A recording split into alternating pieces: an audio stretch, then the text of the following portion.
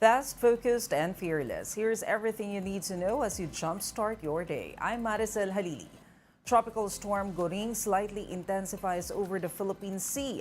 Pag-asa last spotted Goring Center, some 220 kilometers east-southeast of Basco, Batanes. It packs maximum winds of 75 kilometers per hour and gustiness of up to 90 kph. Goring is forecast to move south-southwestward or southward until tomorrow afternoon. It could develop into a typhoon by Saturday and possibly into a super typhoon by Sunday. For now, tropical cyclone wind signal number 1 is up over the entire province of Batanes, as well as in some parts of Babuyan Islands, mainland Cagayan, and Isabela. Goring's trough will bring rains over the regions of Cagayan, Cordillera, and Ilocos. Metro Manila and the rest of the country may also experience rains due to the enhanced habagat. Meanwhile, the Ombudsman recommends the filing of graft charges against government officials and executives of Pharmally Pharmaceuticals. This is in connection to the questionable procurement of COVID-19 test kits undertaken by Pharmally, along with the procurement arm of the Budget Department. The Ombudsman called for the filing of 3 counts of graft against former PS-DBM chief Lloyd Christopher Lau, other former budget officials and Pharmally executives Mohit and Twinkle Dargani. Minority Senator Risa Ontiveros welcomes this development, calling it a day of reckoning for corrupt officials. This is also a welcome development for former Senator and Chairman of the Blue Ribbon Committee, Richard Gordon. Gordon, though, called on the Ombudsman to, quote, "curl all participants in this brazen abuse of power." The National Irrigation Administration is under probe over anomalous and unfinished projects. In a Senate hearing, NIA Chief Eduardo Guillen was cornered by Senator Rafi Tulfo to admit that there is corruption that caused delays in irrigation projects. Tulfo had alleged that NIA projects received maintenance fees even when these are unfinished. Guillen noted that some delays were not due to corruption but to, quote, lapses. He vowed to weed out corruption in the agency. We'll be back with more stories after the break. Keep it here on One News.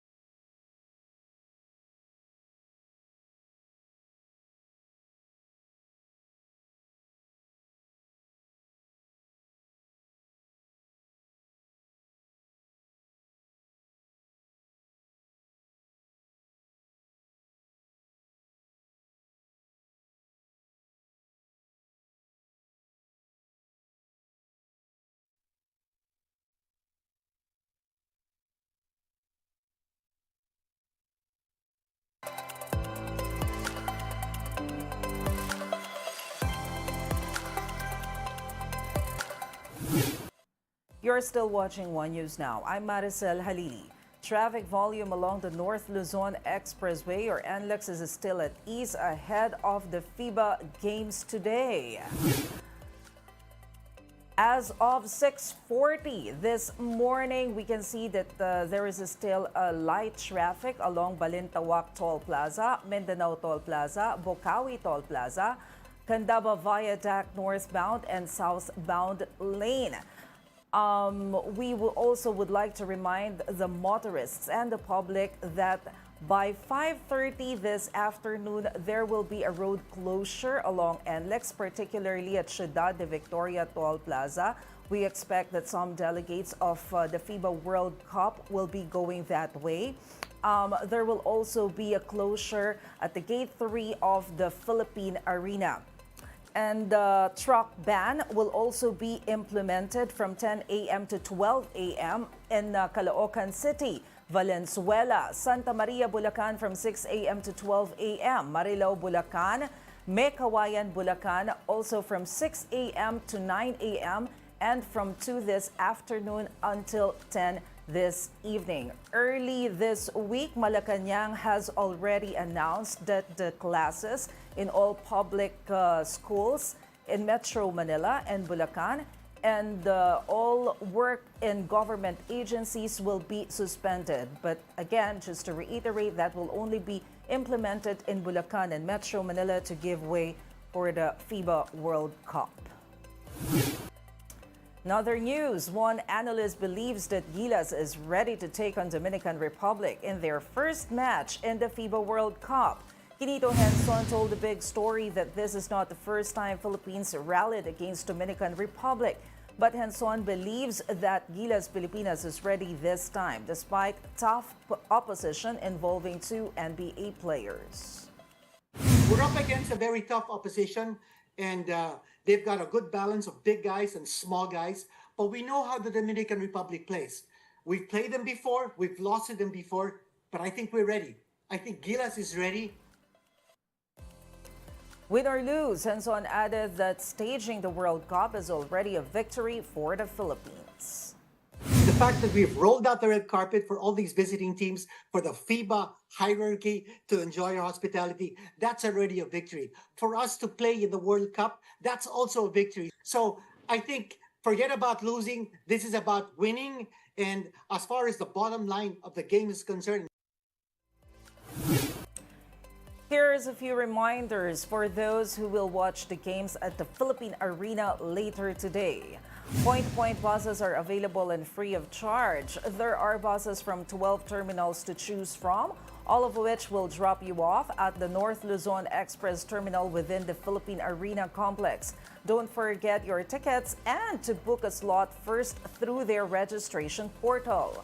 Also take note, you can't bring items like water containers, large bags, umbrellas, laptops, and tablets. Don't bring pets, outside food and drinks, and poles like flagpoles. That's not allowed. It also helps to know your way around the venue ahead of time. At the Philippine Arena, there will be designated entrance for spectators. Those are the yellow rectangles. For delegates, it's the dark green ones. And for those with general admission access, it's the light green rectangles. Gates open at the Philippine Arena by 12 noon. And that's it for this hour. Join us again at 9 a.m. as we continue to monitor today's biggest stories. I'm Maricel Halili. The FIBA World Cup starts today. Support Gilas, support Team Pilipinas. Watch the biggest sports event of the year.